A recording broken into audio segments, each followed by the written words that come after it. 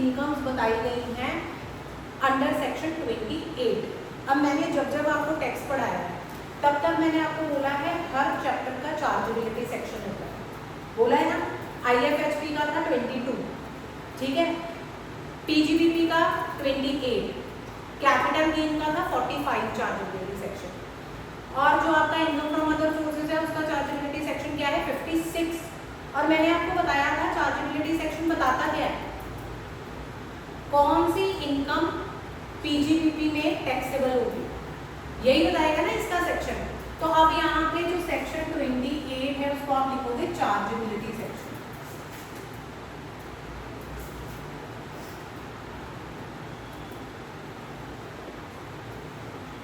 ठीक है बच्चे। अब चार्जेबिलिटी सेक्शन में जो फर्स्ट पॉइंट है वो क्या है, सबसे पहला तो अंडरस्टूड है इनकम फ्रॉम बिजनेस और प्रोफेशन, यानी कि कोई भी ऐसी इनकम जो आपको बिजनेस या प्रोफेशन से आ रही है वो टैक्सेबल होगी अंडर द हेड PGBP। अब ये देखने में लाइन बड़ी इजी लग रही है ना, लेकिन इसकी डिटेल क्या है, हमने जब इनकम फ्रॉम हाउस प्रॉपर्टी पढ़ा था, अगर मेरे पास हाउस प्रॉपर्टी है, ठीक है, और वो मैं लेट आउट कर रही हूँ रेजिडेंशियल पर्पसेस के लिए, लेट आउट कर रही हूँ रेजिडेंशियल पर्पसेस के लिए, तो वो मेरी टैक्सेबल कहाँ पे होगी, हाउस प्रॉपर्टी में।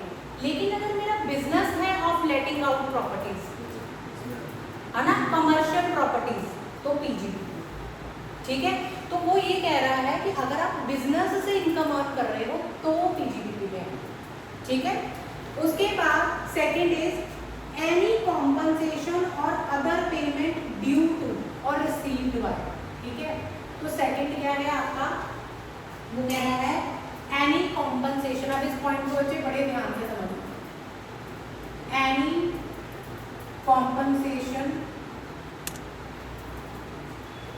और पेमेंट ड्यू टू और रिसीव्ड बाय।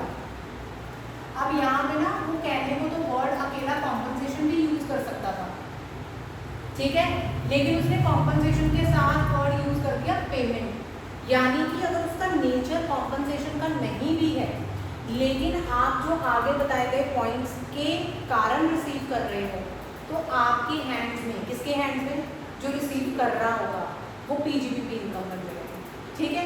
तो पहली चीज क्या है, कह रहा any person bye whatever name called. अब इसमें क्या कहते हैं, यहाँ पर आपने अपने लिए, क्योंकि हम नोट्स में लिख रहे हैं, एनी कॉम्पनसेशन और पेमेंट ड्यू टू और रिसीव्ड बाय, ठीक है, बाय एनी पर्सन, कोई भी ऐसा पर्सन। पहले इसको जब आप समझोगे, सपोज करो आप किसी कंपनी का मैनेजमेंट, ठीक है, वो कैरी ऑन कर रहे हो, उसको संभाल रहे हो।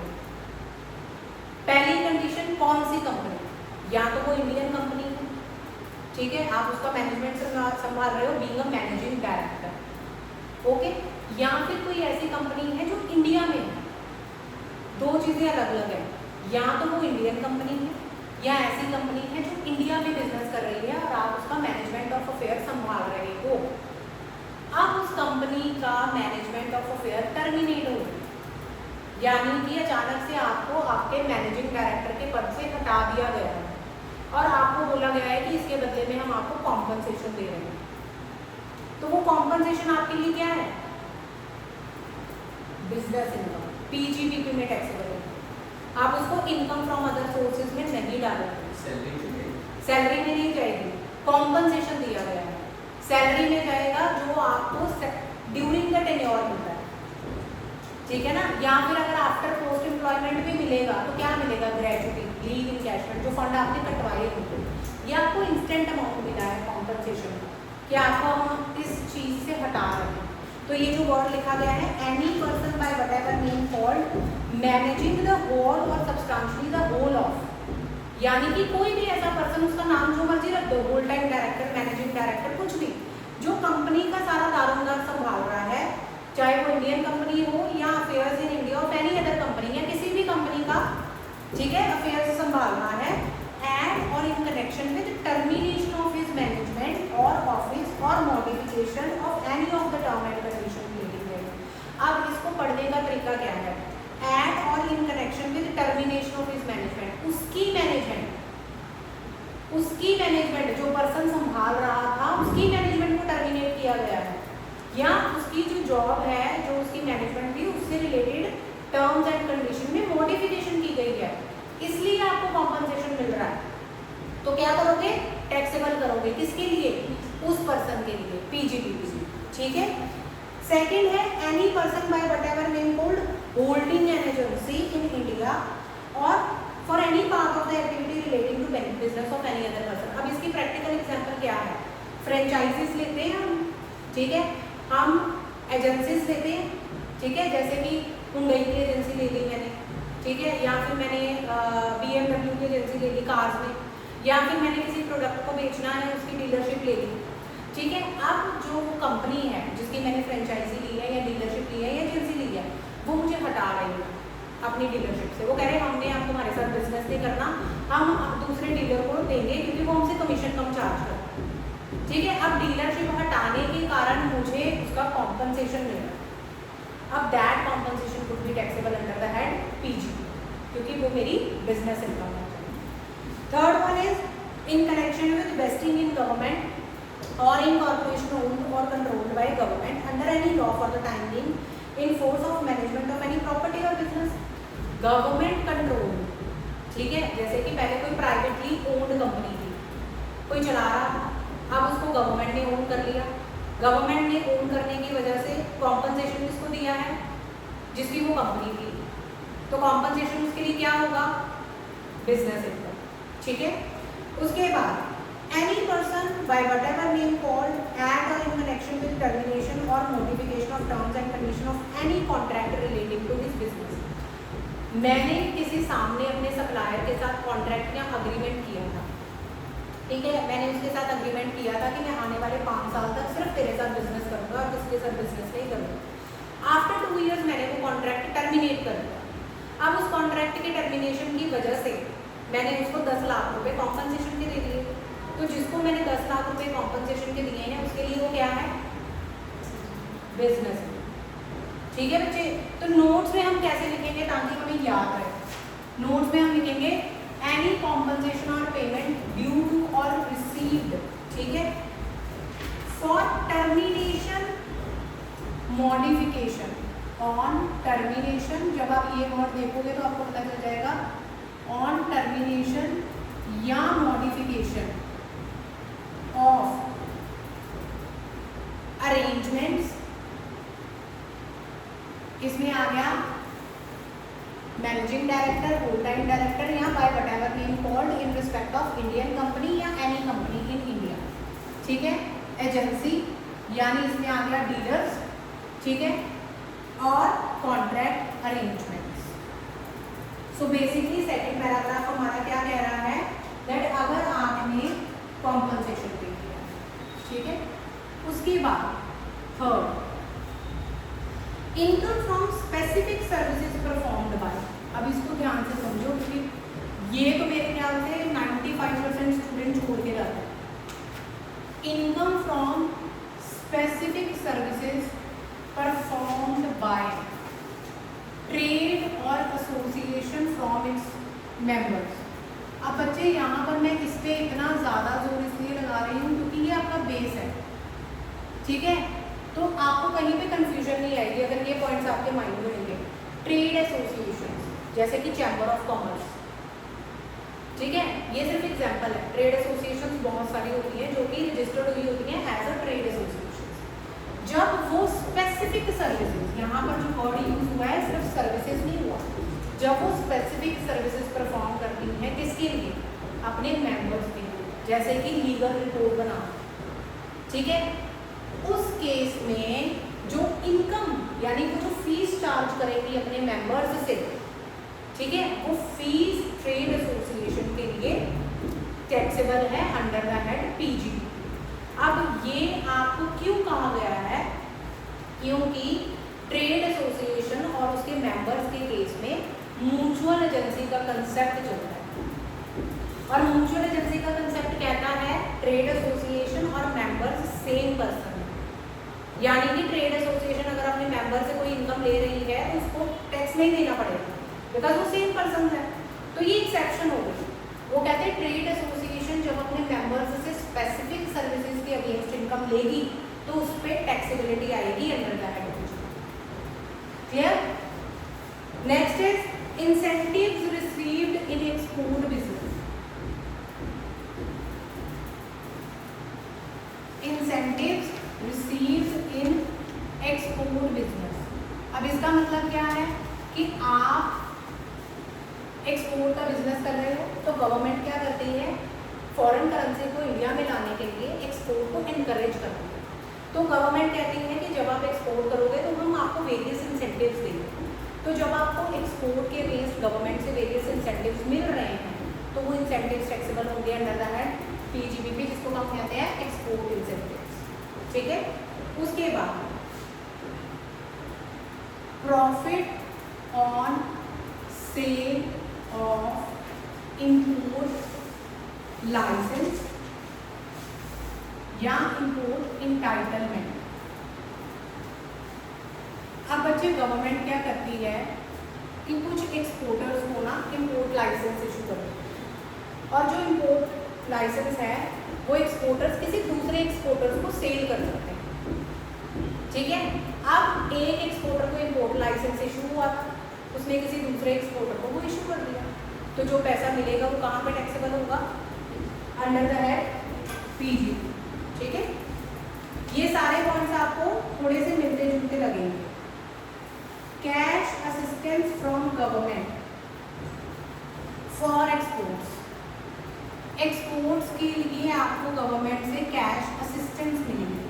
असिस्टेंस का मतलब होता है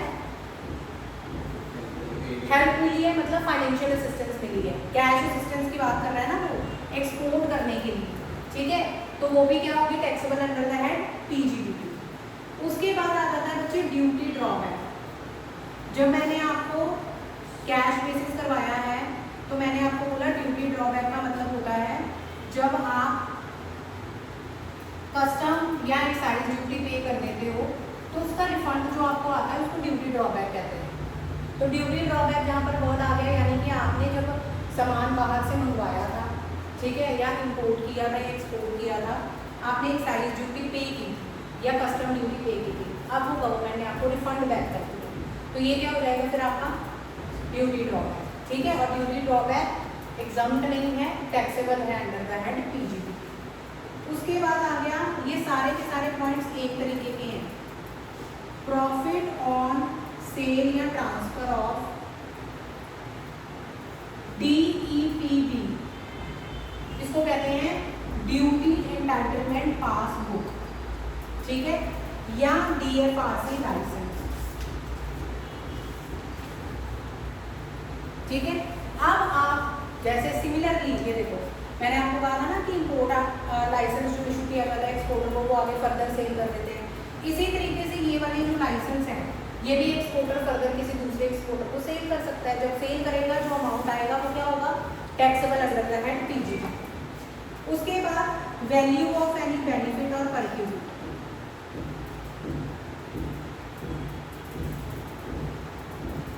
अब बच्चे ये वाला जो वैल्यू ऑफ एनी बेनिफिट और परक्यूट है ना, ये डिफरेंट है सैलरी वाले बेनिफिट और परक्यूट से। अब आपकी कोई कंपनी है, मल्टीनेशनल कंपनी, उसका आपका कोई लॉयर है, आपने अपने लॉयर को रेंट फ्री अकोमोडेशन प्रोवाइड करवाई हुई है ड्यू टू द रीजन क्योंकि वो आपका प्रोफेशनल है ना, वो आपको प्रोफेशनल सर्विसेज दे रहा है। यहाँ पर लॉयर कंपनी का एम्प्लॉयर नहीं है कि जो इसको सैलरी में टैक्सेबल करेंगे। लॉयर को एक्स्ट्रा बेनिफिट मिल रहा है, परक्यूजिट मिल रहे हैं, बेनिफिट मिल रहा है, उसकी वैल्यू को टैक्सेबल करेंगे under the head PGBP in the hand of lawyer. ठीक है? उसके बाद सम ड्यू टू और received by partner of firm, ये मोस्ट इंपॉर्टेंट है। सम ड्यू टू और received by partner of firm, ये मोस्ट इंपॉर्टेंट क्यों है? क्योंकि हमें लगता है कि पार्टनर अगेन फर्म के एजेंट्स होते हैं, है ना, तो फर्म से मिलने वाली जो इनकम है हम क्या करते हैं? पार्टनर की इनकम में सैलरी में ले जाते हैं कि ये तो उसकी सैलरी होनी चाहिए। लेकिन सेक्शन 28 कहता है any interest, salary, bonus, commission, remuneration any interest, salary, bonus, commission, remuneration received by partner from firm would be taxable under PGBP, partner की वो बिजनेस इनकम। अब यहाँ पर एक, ठीक है, स्टार लगा के अपने पास नोट चीज कर लो, under section 10 subsection 2A, share of profit received by partner from the firm is exempt from tax.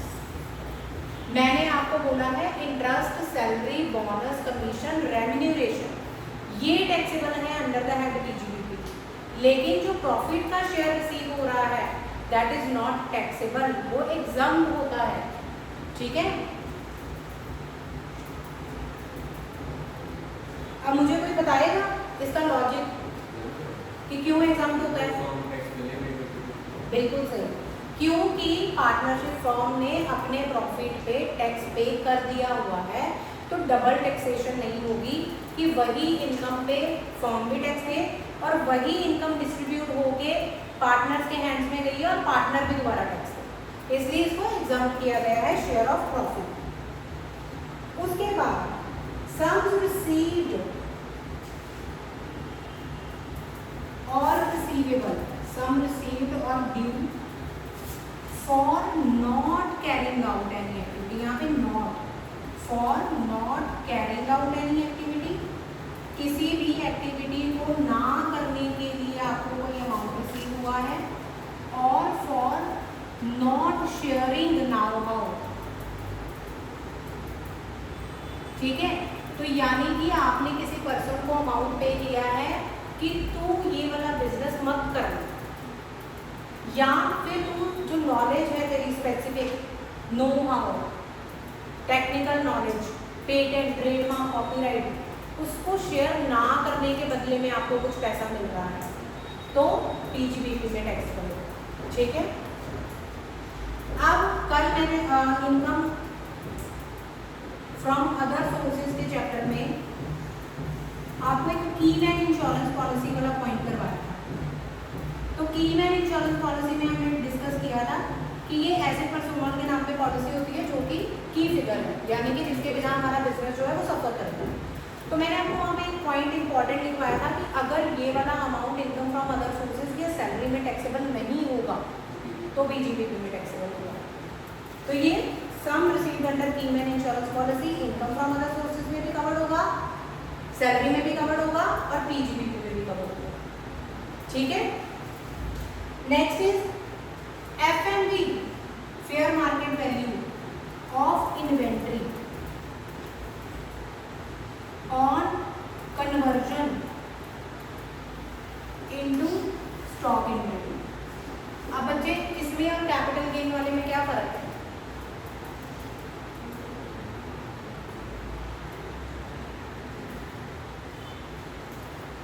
Into यहाँ पे लिखो कैपिटल, इसमें और कैपिटल गेन वाले में क्या फर्क है?